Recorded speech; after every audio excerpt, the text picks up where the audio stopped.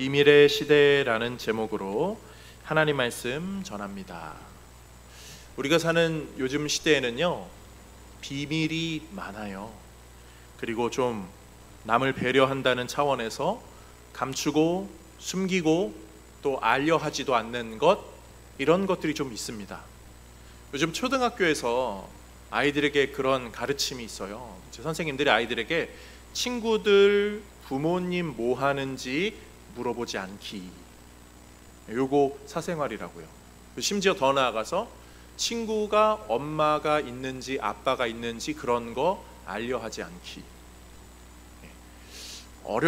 저희 어릴 적에는 뭐 아무렇지도 않게 생각했던 건데, 요즘은 그런 건 좀 이렇게 가려주는 것, 그게 배려일 수도 있고요. 또 어느 정도의 뭐 좀 괜찮은 지침이 될 수도 있습니다. 그런데 우리는 좀 그런 비밀이 요즘 시대에는 좀 있어요. 같은 아파트 단지 살아도요, 옆집 식구가 몇 명인지 잘 모르는 경우들도 있고요. 뭐 이렇게 이웃들이 뭐 하는지, 뭐 어떤 사람인지 전혀 잘 모르는 경우들도 많이 있습니다. 저도 감추고 싶었는데, 저도 숨기고 싶었거든요, 제가 목사라는 거를. 근데 다 아시더라고요. 어떻게 목사님이시라면서요, 이사하는 날부터 이렇게 윗집 아랫집에서 목사님이라면서요 이렇게 들어오는데 제가 어찌 해야 될지 모르겠더라고요. 그래서 그냥 목사입니다 라고 하고 인사하면서 살고는 있는데, 요즘은 잘 서로에 대해서 몰라요. 사람이 많이 모인 곳일수록 더 그러한 부분이 있습니다. 사람 많이 모일 때 요즘 무슨 얘기 하지 말라고 하죠? 정치 얘기하지 말라고 하죠. 왜 그러죠? 혹시 좀 성향이 다른 분들이, 또 아주 굉장히 열심히 있으신 분들이 그것 때문에 서로 이렇게 논쟁하면 분위기가 좀 이렇게 안 좋아지니까 그런 거 이야기하지 말라고 합니다. 그리고 또 하나, 요즘 이야기하지 말라고 하는 것 중에 하나가 종교예요. 다른 건 다 그럴 수 있어요. 뭐 이야기 안 할 수 있죠. 그런데 우리는 그리스도인이잖아요. 성도잖아요. 성도라는 표현보다는 그리스도인, 예수 믿는 거를 드러내는 게 정체성인데, 그게 어려운 시대가 되었습니다. 어떻게 해야 되나 고민이 돼요. 지내다가 기독교 종교 이야기 나오면은 사람들이 막 좀 불편해 여기면, 나 사실 그리스도인인데, 나 사실 교회 다녀, 나 기독교인인데 너가 생각하는 그런 기독교인 말고 좀 난 다른 기독교인이야. 우리가 아무리 뭐 설명해도 뭐 다른 사람들은 모르죠. 이거 설명하는 것도 되게 좀스러워 보이고, 좀 설명을 안 하기도 그렇고 하기도 그렇고 좀 그렇습니다. 앞으로 우리가 살아가는 사회는요, 개인주의가 더 발달하겠죠. 다양성 많아질 거고요. 무슨 차별을 금지한다 뭐 이런 이야기들이요 계속 나올 거예요.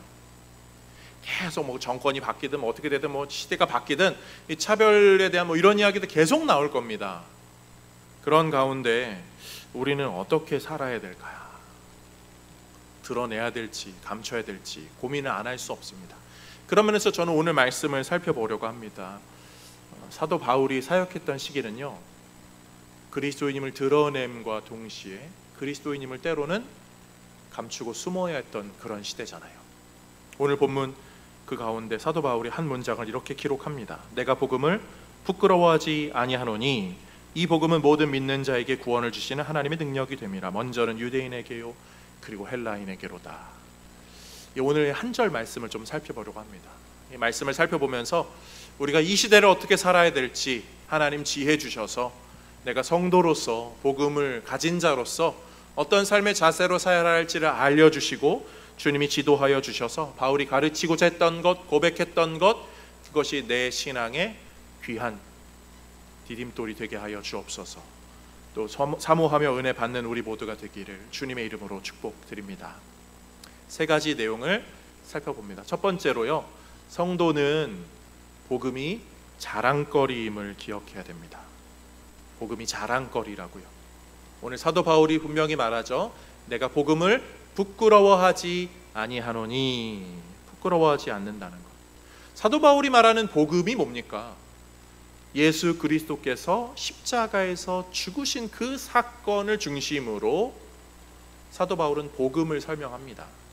그런데요, 그 당시 사람들이 예수 그리스도의 예수님의 십자가 사건, 아니 예수라는 사람이 십자가에서 죽었다더라 하는 사건을 어떻게 이해하고 있을까요? 당시 십자가형은 죄인들의 형벌이었어요. 게다가 예수라는 사람은 유대의 변방의 아주 시골 사람이었던 거죠. 유대의 한 시골 사람이 그 민족의 지도자라고 하면서 사람들을 좀 북적북적하게 만드는 듯 했지만 결국 잡혀서 그냥 죽었어요. 그게 그 당시 사람들이 생각하던 예수와 십자가였죠. 아니 무슨 로마의 개선 장군처럼 도시 몇 개는 함락시키고 엄청난 군대를 이끌고 그런 막 행진을 한 이력이 있으면 모를까, 그런 것도 하나도 없거든요. 다시 봐도 잘 모르겠는 그저 실패한 반역자, 그가 예수였습니다. 그런데 바울은 그가 하나님의 아들이다, 그가 신이다 라고 이야기하고 있어요. 아니 그게 무슨 말이야? 진짜 신들은 저 올림푸스 산, 저 신전 위에 저 하늘 세상에서 살고 있고 거기서 막 만찬을 즐기고 때로는 이 땅에 내려와서 뭐 하고 이렇게 저렇게 하는데 그게 신이지. 그리고 우리를 지금 그 신의 대리자로서 다스리는 신 그 자체인 로마의 우리 황제가 이 세상을 평화롭게 다스리고 있는데 뭐 도시 하나도 제대로 함락하지 못한 그 사람이 무슨 신이라고 해? 아니 그 로마 신하에 무슨 엑스트라 역할보다 못한 거 아니야? 사람들이 그렇게 생각할 법한 그런 사람 그 예수를 사도 바울은 구원자라고 말하고 있었어요. 사람들이 조롱할 만하죠. 그런데 사도 바울은 그런 조롱을 들으면서도 복음을 부끄러워하지 않는다라고 말합니다. 심지어 그의 사역적인 후배 디모데에게 이렇게 말하죠. 디모데후서 1장 8절 말씀 함께 봅니다. 그러므로 너는 내가 우리 주를 증언함과 또는 주를 위하여 갇힌 자 된 나를 부끄러워하지 말고. 아멘. 바울은요 디모데에게 나를 그리고 주님을, 우리 복음을 부끄러워하지 말아라 라고 말해죠. 이 디모데 후서가 쓰여진 시기와 오늘 보면 로마서가 쓰여진 시기는 약 10년 이상의 간극이 있습니다. 바울은 나는 복음을 부끄러워하지 않아, 사람들이 뭐라 하든 나는 부끄러워하지 않습니다 라고 그렇게 달려왔어요. 그리고 감옥에 심지어 갇혔습니다. 그 상황에서 디모데에게 편지를 쓰는 거죠. 핍박을 당하면서도 사람들이 손가락질하고 저봐 그렇게 신나게 설치더니 저렇게 잡혔잖아, 저렇게 쫓겨다니고 매 맞고 얼마나 고생해, 아이고 예수 믿는다더니 라고 할지라도 그거 부끄러워하지 마, 난 부끄럽지 않아, 너도 부끄러워하지 마 라고 디모데에게 가르치고 있습니다. 사랑하는 성도님들, 바울의 이 가르침을 우리는 어떻게 받고 있습니까? 복음을 자랑스럽게 여기며 살고 있습니까? 아니면 복음을 감추며 사십니까? 어느 자리에서는 그리스도인 아닌 척, 어느 자리에서는 굳이 내가 드러내지 않아도 되니까 가만히 있는 모습, 어느 자리에서는 심지어 그리스도인이 아닌 모습으로 더 열정을 내면서 살고 있지는 않습니까? 이 본문의 부끄러워하다라는 단어는요, 망신스럽게 여기다, 수치스럽게 여기다는 의미를 갖고 있어요. 사람들이 아무리 뭐라고 한들 나는 복음이 수치스럽지 않습니다. 망신스럽지 않습니다. 나는 이 복음이 자랑스럽습니다.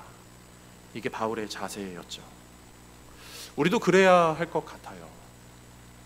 복음을 자랑스러워하는 것. 그런데요, 우리가 사는 시대에 어떤 일들이 벌어졌죠? 좀 이런 말 하기조차 부끄럽지만 그리스도인이라 하면서 그리스도의 이름을 갖고 사람들 앞에서 교제하던 어떤 사람이 만들어낸 상처와 아픔들, 교회라는 타이틀로 행했던 어떠한 것이 다른 어떠한 세력과 연결지어져서 어떠한 힘이나 공동체와에 대해서 사람들에게 보여준 오해들, 그런 것들 때문에 사람들이 교회에 대한 시각, 그리스도인에 대한 시야가 많이 왜곡되었습니다. 우리는 거기에 대해서 미안해하기는 해야 돼요. 다른 사람들이 한 잘못이지만 교회를 대표해서, 그리스도인들을 대표해서 내가 미안합니다. 그렇지만 그게 부끄러운 건 아니에요. 복음이 부끄러울 일은 없죠. 그 사람이 그 잘못된 행동들에 대해서 우리가 대신 미안해할 수 있어도 복음은 부끄러운 것이 아닙니다. 오히려 우리가 해야 될 것은 더 진정한 복음, 모르는 사람들이 제대로 알 수 있도록 진정한 복음의 삶을 살아야겠죠. 그것이 우리가 복음으로 말미암아 사람들의 오해를 바꿔버리는, 역전하는, 이해시키는 일이 될 것입니다. 이것을 위해 우리에게 꼭 필요한 것이 있다면 다른 어떤 것이 아니라 복음을 더 명확하게 아는 거예요. 다른 어떤 대단한 것으로 세상에 뭐 이렇게 어필하는 것이 아니라 복음을 더 명확하게 알고 그 명확하게 아는 복음으로 사는 거죠. 이전의 사람들이 복음을 파편적으로 알고 복음을 자기 마음대로 해석해서 알고 그렇게 살아가면서 세상에 수많은 상처들을 만들었다면 우리는 복음을 더 깊이 더 원론적으로 복음을 이해함으로 말미암아 진짜 복음의 삶은 그런 게 아니라 이런 겁니다 라고 증명할 수 있어야겠죠. 그것을 오늘 본문 사도 바울은 이렇게 말해요. 먼저는 유대인에게요 그리고 헬라인에게로다. 본문의 후반절에 그렇게 나오죠. 사랑하는 성도님들, 하나님께서 한 민족을 택하여서 그 민족을 구원에 이르는 길로 이끄시고 그들을 위해서 메시아를 예비해 두셨다라고 하는 이야기를 우리는 한 단어로 압축해서 구약이라고 합니다. 유대인들이 받은 구원의 이야기가 그 구약이죠. 그리고 그 이후에 메시아께서 구원자께서 이 땅에 직접 오셔서 수많은 사람들을 위하여 대속물이 되어서 십자가에서 죽으시고 부활하시고 그것을 믿는 사람들이 교회 공동체로 살아가고 영원의 하나님 나라 역사로 이어지는 것, 그것을 두 글자로 줄여서 신약이라고 하죠. 구약은 유대인에게, 먼저는 유대인에게, 신약은 후에는 헬라인 이방인들에게, 모든 이방인들에게, 그것을 지금 사도 바울은 오늘 본문에 먼저는 유대인에게요 그 다음에는 헬라인에게로다 라고 말하고 있어요. 사랑하는 성도님들, 우리가 이 복음의 이야기, 유대인을 그리고 헬라인을, 이방인을 정한 이 구약의 이야기, 신약의 이야기, 이 복음의 이야기를 어떻게 기뻐할 수 있고 자랑스러워할 수 있습니까? 성경이 우리에게 말해주는 게 뭐죠? 그리스도가 우리를 구원하신다, 하나님이 우리를 구원하신다는 그 이야기에 깔려있는 전제는 뭐죠? 하나님이 아니었다면, 그리스도가 아니었다면 우리는 다 죽을 운명이었다는 거예요. 성경의 이야기를 자세히 면밀히 살펴보세요. 우리 지난주 사무엘 하 읽었습니다. 거기서 계속 드러나는 것은 사람의 부족함이에요. 사람이 아무리 탁월한 사람, 다윗도 부족하고 아무리 훌륭한 사람도 다 자기 욕심, 자기 죄, 자기 생각, 자기 계산에 빠져서 산다고요. 그것 때문에 세상이 점점 망가지고 있다고요. 사실 그런 이 망가진 세상에서 우리는 소돔과 고모라처럼 멸망해도 이상하지 않아요. 그런데 이 멸망해도 이상하지 않은 이 시대를 하나님께서 사랑하셔서 그의 독생자를 보내주셔서 누구든지 믿는 자는 구원에 이르게 되었다. 먼저는 유대인도, 그 심각한 유대인도 다 구원에 이를 수 있게 되었고, 이방인, 헬라인, 그리고 심지어 우리 또 구원에 이를 수 있게 되었다. 우리 같은 존재도 구원받는다. 이게 복음을 자랑할 만한 이유죠. 사랑하는 성도님들, 우리가 사는 시대가 어떤 시대죠? 소망이 없습니까? 희망이 없습니까? 교회에 대한 잘못된 오해로 사람들의 마음은 이미 완전 뒤돌아섰습니까? 아무리 절망스러운 시대라 할지라도 그리스도의 복음은 누구든지 구원에 이르게 하는 복된 소식인 줄로 믿습니다. 그러하기에 어떤 사람이라 할지라도 구원받을 수 있게 한다는 이 자랑스러운 소식을 부끄러워하지 말고 증거할 줄 아는 우리 모두가 되기를 주님의 이름으로 축복드립니다. 두 번째로요, 성도는 복음이 전할 거리라는 것을 기억해야 됩니다. 복음은 자랑거리지만 동시에 전할 거리예요. 오늘 본문에서 사도 바울은 늘 복음을 전하는 삶을 살았던 것을 유추해 볼 수 있죠. 16절 말씀 다시 한번 읽어봅니다. 내가 복음을 부끄러워하지 아니하노니 이 복음은 모든 믿는 자에게 구원을 주시는 하나님의 능력이 됨이라. 먼저는 유대인에게요 그리고 헬라인에게로다. 모든 믿는 자에게 구원을 주시는, 그래서 사도 바울은 모든 사람에게 복음을 전하죠. 남녀노소 가리지 않습니다. 지위 고하 막론하고 바울은 복음을 전합니다. 높은 사람이든 낮은 사람이든 복음을 전해요. 그 이야기를 잘 기록해 놓은 게 사도행전 24장입니다. 사도행전 24장 24절부터 26절까지 말씀 함께 읽어보도록 하겠습니다. 수일 후에 벨릭스가 그의 아내 유대 여자 드루실라와 함께 와서 바울을 불러 그리스도 예수 믿는 도를 듣거늘 바울이 의와 절제와 장차 오는 심판을 강론하니 벨릭스가 두려워하여 대답하되 지금은 가라, 내가 틈이 있으면 너를 부르리라 하고, 동시에 또 바울에게서 돈을 받을까 바라는 고로 더 자주 불러 같이 이야기하더라. 아멘. 바울은 사도행전 21장부터 유대인의 그 계략 때문에 이제 로마로 압송되는 그 여정이 시작되거든요. 이제 뭐 갇혀 있는 거예요. 잡혀 있는 거죠. 그 가운데 벨릭스라는 사람이 바울을 불러서 이런저런 이야기를 합니다. 그 와중에도 계속 바울은 복음을 전해요. 근데 유대 총독 벨릭스입니다. 바울은 잡혀 있는 상태예요. 그러면 어떤 대화를 해야 됩니까? 여러분이 바울이라면, 제가 바울이라면 뭐라고 말했을까요? 제가 바울이라면 저는 이랬을 것 같아요. 아유 벨릭스 각하님, 저를 또 불러주셨군요. 감사합니다. 제가 또 사실 드릴 말씀이 있습니다. 제가 사실은요 로마 시민권자거든요. 그리고 제가 가말리엘의 제자예요. 그리고 정말 탁월한 제자여서 유대인들 무리에서도 제가 탑으로 손꼽히던 사람이었습니다. 그래서 저희 그 문화생, 저희 수하들 가면요 지금 로마 정계에 진출한 사람들이 쫙 있어요. 그래서 벨릭스 각하여, 제가 좀 우리 도울 일이 있으면 언제든지 말씀해 주세요. 제가 뭐 연줄이든 뭐 지식이든 뭐 여러 가지 알고 있으니까요. 그래서 도움이 되면 제가 우리 벨릭스 각하님 저 로마 정계로 진출할 교두보 역할 제가 해드리겠습니다. 그걸 위해서 제가 요거 좀 갇혀 있는 것 좀 이렇게 해주시면 감사하겠습니다. 저라면 그럴 것 같아요. 좀 잘 봐주십시오. 잘 봐주십시오. 그런데 바울은 그런 거 안 하거든요. 심지어 우리 26절 말씀 다시 잠깐 볼게요. 또 동시에 또 바울에게서 돈을 받을까 바라는 거로, 벨릭스는요 자기 주머니 채우고 싶었거든요. 바울을 그냥 부르는 거 아니었어요. 뭔가 이득을 얻고 싶었어요. 그러한지라 바울이 이렇게 하면서 좀 이렇게 굽신굽신하면 얼마든지 서로 이렇게 주고받는 게 될 그런 자리였습니다. 그런데 바울은 거기서 25절에 뭐라고요? 바울이 의와 절제와 장차 오는 심판을 강론하니. 복음 전하는 거예요. 사실 이 벨릭스는요 좀 재미난 인물입니다.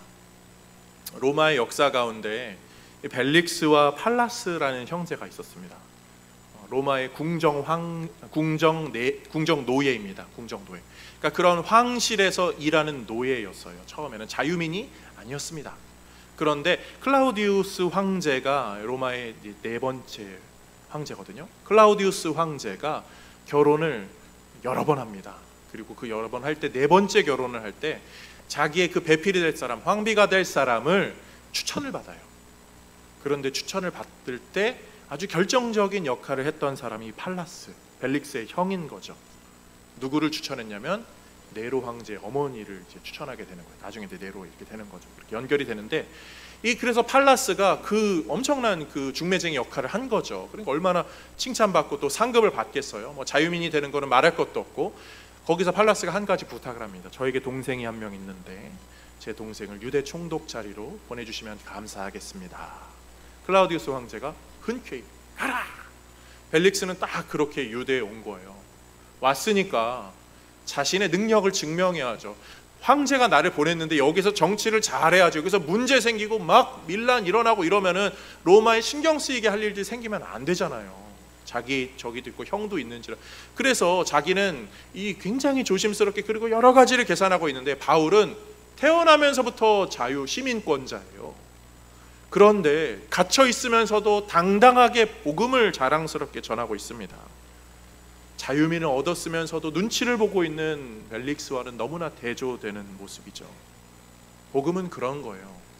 복음을 가진 사람은 어디서나 자랑스럽게 복음을 전할 줄 알아야 합니다. 그런 열정이 좀 필요합니다. 사실 우리 시대에는 그런 열정이 필요하죠. 요즘 시대에는요 이 복음을 향한 열정을 가지면 사람들이 좀 눈살을 찌푸리기도 합니다. 그것이 좀 표현법이 좀 다르면 우리에게는 좀 불편함으로 다가오기도 하죠. 어떤 사람은 뭐 길거리에서 막 소리치기도 하고 팻말 막 들기도 하고, 그런 거 우리는 좀 불편해 여기기도 하잖아요. 아침에 출근길에 지하철 딱 타고 가고 있는데 죄스레위더라 뭐 이렇게 막 하시면 조금 마음이 좀 그렇잖아요. 모래니 시장 가니까 뭐 이렇게 누가 하시는데 깜짝 놀랐어요.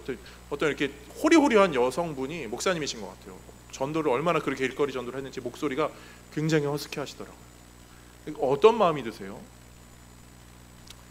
불편한 마음이 들 수도 있어요. 그런데요, 그분들의 열정만큼은 저는 정말 높게 치거든요. 그분들은요 하나님께서 우리 모두를 전도자로 부르셨다라는 것에 대하여서 순종할 줄 아는 거예요. 사실 우리 모두가 다 전도자거든요. 방법은 좀 다를 수 있어요. 물론 형식이 안 맞을 수는 있습니다. 그렇지만 우리도 전도자예요. 우리도 기회가 있을 때, 그리고 하나님이 알려주시면 그 순간에는 분명히 복음을 전해야 됩니다. 복음을 전하는 것, 하나님은요 다양한 방법으로 복음을 전하세요. 나는 그런 성격이 아니어서, 아니요, 다른 성격이어도 복음을 전할 줄 아는 그 기회로 하나님이 우리를 인도하십니다. 꼭 길거리가 아니어도 내 옆에 있는 사람, 하나님이 우리에게 복음 전하라고 붙여준 사람이에요. 하나님 다양한 사람 쓰시거든요. 오늘 소개시켜드릴 한 인물이 있는데요, 하나님이 참 다양한 사람을 쓰신다라고 느꼈던 부분이에요. 요즘 저희가 성경 읽기 하잖아요. 올 한 해 한 달에 3일씩 우리가 모여서 성경 읽는 시간 갖자라고 해서 지난주 6월 성경 읽기 사무엘 하를 1장부터 24장까지 쭉 읽었습니다. 한글 성경이 있어서 또 누가 이렇게 다 녹음까지 해주셔가지고 이렇게 잘 편집해가지고 저희가 활용하고 있는데요, 성경이 어떻게 번역되었는지 제가 중간중간 올해 좀 말씀을 드렸어요. 뭐 어떤 시대에는 또 열심히 필사했고 앞글자 뒷글자 다 맞춰가면서 페이지 맞춰가면서 하나님 나오면 목욕 재개하면서 필사했던 뭐 그런 랍비들의 이야기, 아니면 구약으로 쓰여진 히브리어와 신약으로 쓰여진 헬라어 그리스어가 있는데 사람들이 히브리어를 점점 잊어버리자 하나님께서 역사의 한 장면을 동원하셔서 70명의 랍비들이 성경을 다 헬라어로 번역해가지고 70인역이 만들어졌다. 어떤 목동이 사해에서 그 동굴에서 돌을 던졌는데 그게 쨍그랑 깨지면서 필사된 사해 사본 두루마기가 발견될까, 이런 이야기 제가 종종 말씀드렸습니다. 그런데 그 시대 가운데요, 요 초기 기독교 시절에 어쩐 일이 있었냐면 헬라어로 쓰여진 70인역이 신구약이 다 있는 그 성경이 시대를 흘러가고 있을 때 로마의 그 찬란한 문화가 점점 빛을 잃어가는 시대로 접어들게 됩니다. 위에서 게르만족 고트족이 내려오면서 새로운 패권을 잡게 되죠. 그 패권을 잡은 민족들은 라틴어를 쓰기 시작해요. 문제는 기독교인들이었어요. 헬라어에 능통했던, 익숙했던 사람들의 시대는 저물고 라틴어가 익숙한 사람들로 시대가 채워지게 됩니다. 성경을 그러니까 있어도 읽지 못하는, 읽어도 뜻을 모르는 그런 시대가 된 거죠. 그 시대 속에서 제롬이라는 사람이 성경 번역에 뛰어들게 됩니다. 이 사람 성경 번역을 한 30년 정도 사역하게 돼요. 그래서 성경을 다 번역을 합니다. 그 다음까지는 라틴어로 다 중구난방하게 번역이 되니까 안 되겠다 해서 번역을 시작한 거죠. 그리고 이 번역에 영향을 받은 사람이 어거스틴, 뭐 이렇게 이어지는데, 근데 이 사람이 좀 독특해요. 제롬 이 번역한 라틴어 성경을 불가타 성경이라고 하거든요. 불가타는 뭐 불교 용어 아니고요, 벌게이트라고 하는, 불가타라고 하는 발음하는 라틴어입니다. 대중의 표준의 그런 거예요. 표준 성경을 쓴 거예요. 사람들이 하도 중구난방으로 번역하자 표준 성경이 있어야겠다. 그러면서 이것을 헬라어 성경과 히브리어 성경까지 다 섭렵해서 번역을 합니다. 얼마나 이 사람이 불가타 성경을 쓰는데 불같은 성격이었냐면, 무슨 소식만 들리면 달려나가요. 그리고 불같이 발언도 하고 그런데 누가 유대인이 개종했다라고 하면요, 한방 찾아가. 유대인이었다면서요, 당신 히브리어 좀 알지? 나 히브리어 좀 가르쳐줘. 그런 불같은 성격으로. 정말 좀 피곤하잖아요. 어떤 좋은 뭐 자료 나왔다 그러면 있는 돈 없는 돈 다 털어가지고, 그래서 늘 가난하게 살았다고 할 정도로 그런 사람인데, 하나님이 그 사람을요, 이 불가타 성경을 번역하기 위해서 이 성경이 1000년을 갑니다. 1000년. 라틴어의 시대 속에서 굳건하게 자리 잡혀서 복음을 전했던 것이 불가타 성경. 하나님 그런 사람을 쓰셨어요. 그리고 그 1000년 후에 종교개혁자들의 시대가 만나게 찾아오게 되죠. 루터는 독일 사람이잖아요. 독일어로 번역한 거, 요 라틴 문화가 또 접어드는 시대에 사람들이 라틴어 읽을 줄도 잘 뜻도 모르는 그 시대 종교 개혁이 일어난 거니까 시대가 그렇게 이어지는. 근데 이 1000년의 간극을 이 불가타 성경 하나가 잘 번역됨으로 복음이 전해지는데 아주 귀하게 쓰여졌죠. 우리는요 흔히 뭐 저렇게 전도해, 뭐 저렇게 해 라고 좀 눈살을 찌푸릴 수 있습니다. 그런데 그 사람도 하나님의 사람이라면 하나님이 그 사람을 쓰는 나름의 방법일 거예요. 그리고 그것이 하나님께서 그 사람을 쓰는 방법이라면 우리 또한 하나님께서 우리에게 맞는 방법으로 사용하실 것입니다. 우리가 그 사람처럼 하라는 거 아니에요. 내가 눈살 찌푸리게 되는 그 사람처럼 신앙생활 하라는 거 아닙니다. 그렇게 안 해도 괜찮아요. 하지만 내가 할 수 있는 방법으로는 복음을 전해야겠죠. 복음은 전할 거리거든요. 우리 옛날 어르신들이 그런 이야기 해요. 이게 속담인지 잘 모르겠는데 말보다 빠른 게 뭐라고요? 아세요? 말보다 빠른 게 행동이래요. 말보다 손이 빠르대요. 그런 이야기 들어보셨어요? 애들이 집 어지러 놓잖아요.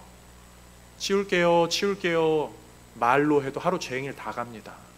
그렇지만 손으로 하나 둘씩 치우기 시작하면 어느새 다 치워지죠. 그게 말보다 손이 빠르다는 거, 행동이 빠르다는 거잖아요.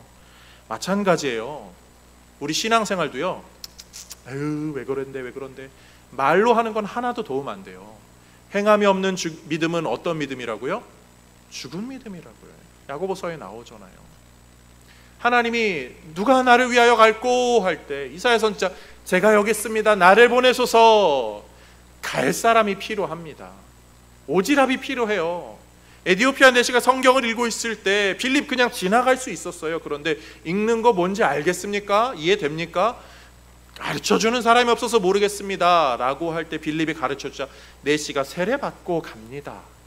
에디오피아는 지금도 아프리카 지역에서 그래도 기독교 문화로 뭔가 특색이 있는 나라잖아요. 사랑하는 성도님들, 요즘 시대에도 그런 사람이 필요해요. 다양한 사람들이 필요합니다. 제가 한 달에 한 번 혹 두 달에 한 번 서울에 있는 모 병원에 가서 신호회 예배인도 한다고 말씀드린 적이 있어요. 옛날에는 교회 다녀본 사람, 가봤던 사람들이 있어요. 그런데 요즘은 교회를 한 번도 안 가본 사람도 있어요. 그런 사람들에게는요, 교회가 뭔지를 몰라요. 그냥 드라마에서 보는 사이비 단체처럼 보일 수도 있어요. 교회 언제 가야 되는지도 몰라요. 몇 시에 가야 되는지도 모르고 예배 어떻게 해야 되는지도 몰라요.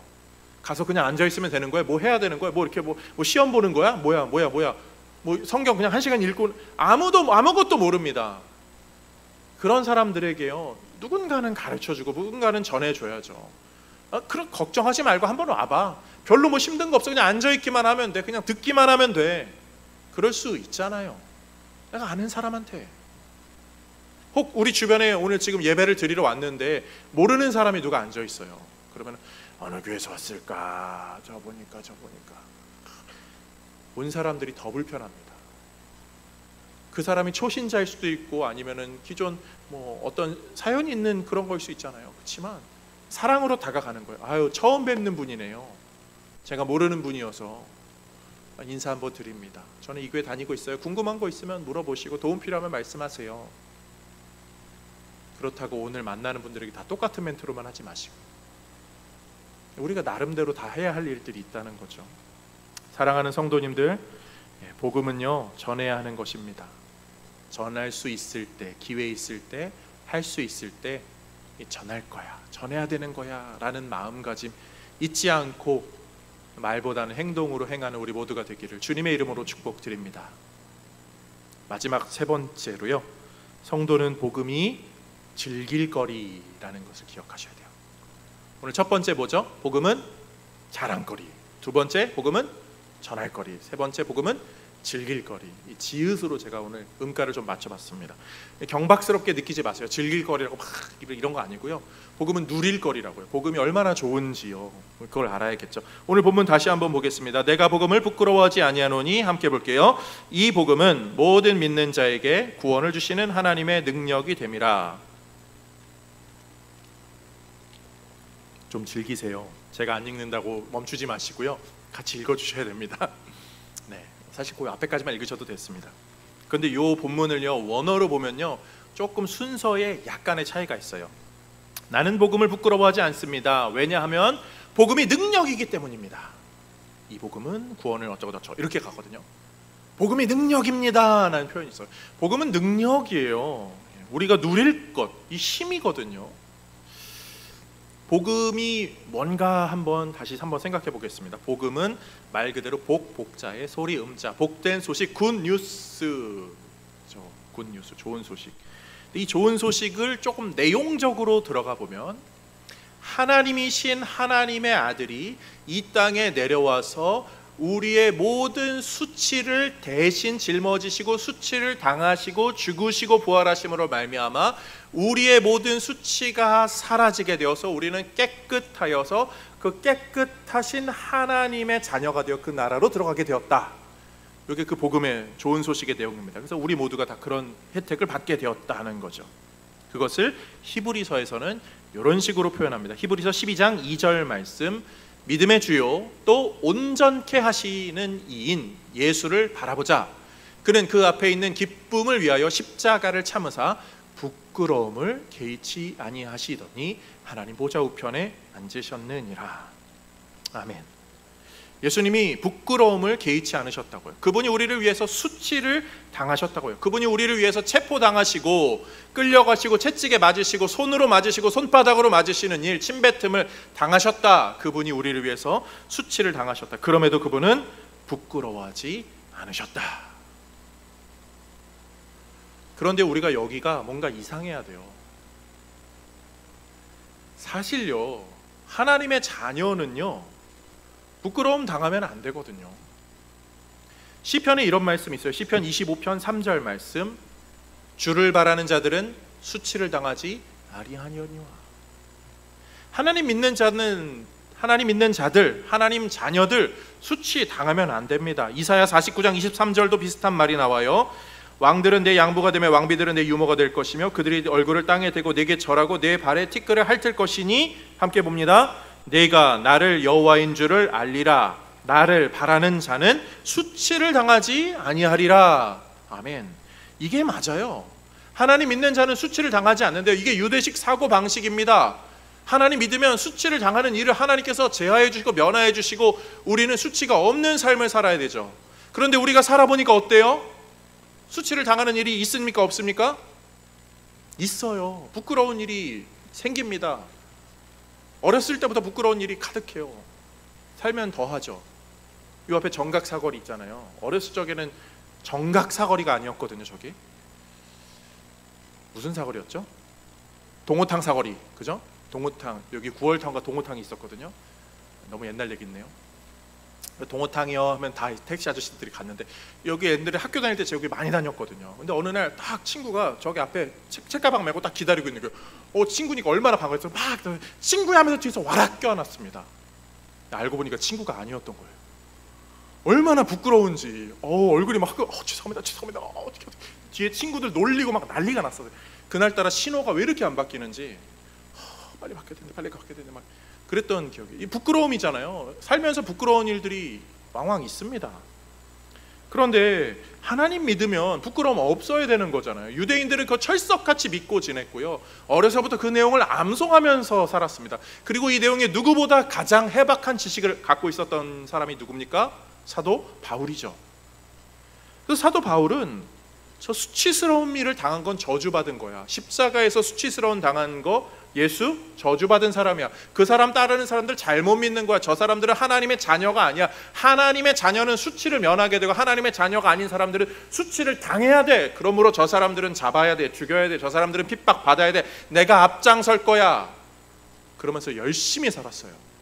그리고 그런 사람들을 잡으러 다메섹으로 가고 있던 길에서 어떤 일이 있습니까? 빛이신 하나님을 만납니다.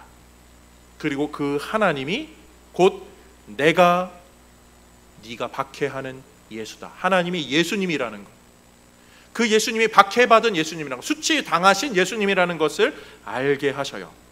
그리고 그 순간 사도 바울은 뭘 깨닫죠? 수치를 당하지 않을 깨끗한 분이 다른 모든 수치를 짊어지고 죽임당하심, 이거 제사인데, 제사가 모든 죄를 전가해서 그 제물이 죽임당해서 우리가 깨끗해짐을 얻는 건데, 그 일이 예수 그리스도가 제물이 되심으로 말미암아 우리의 모든 죄가 사해졌구나. 예수님이 하나님이시면 그 일을 우리에게 하나님이 해주신 거구나.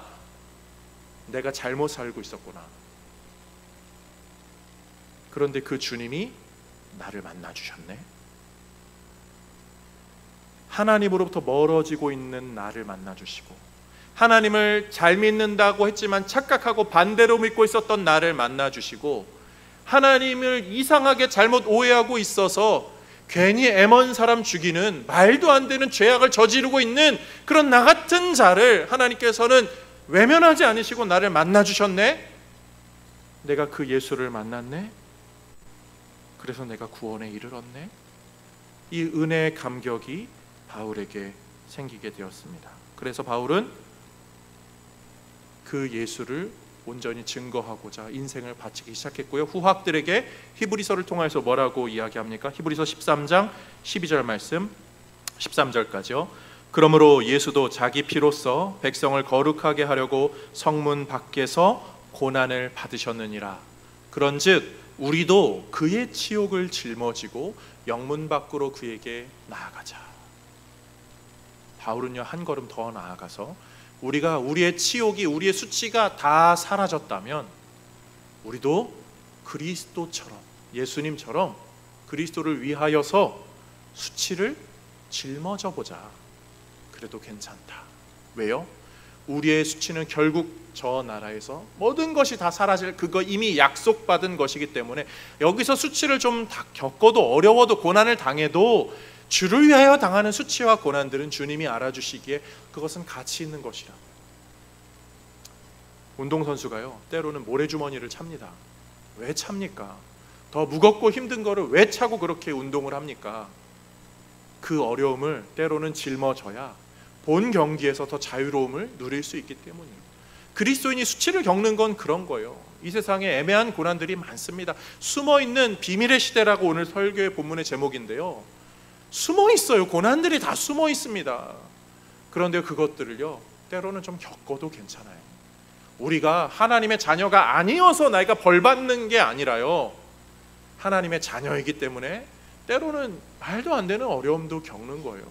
큰 세상의 풍파도 겪고요, 때로는 다른 사람은 이해하지 헤아리지 못하는 그런 상처와 아픔도 겪게 됩니다. 그래서 교회 다니는 사람들에게도요, 말도 안 되는 일이 벌어져요. 갑작스러운 사고도 벌어지고 질병도 찾아오고요, 정말 가슴 아픈, 함부로 입으로 말할 수 없는 그런 일들도 벌어집니다. 그런데 부끄러워하지 않으셔도 돼요. 내가 잘못해서 그런 거야 라고 너무 죄책감 갖고 살지 않으셔도 돼요. 이 세상을 살다 보면 이런 일도 저런 일도, 이런 사람도 저런 사람도 만나지 않겠습니까? 이런 사람 저런 사람뿐만 아니라 이 시대는 이런 남편 저런 남편도 만나고 이런 목사 저런 목사까지도 만나는 시대가 되었잖아요. 얼마나 많은 상처가 우리를 힘들게 합니까?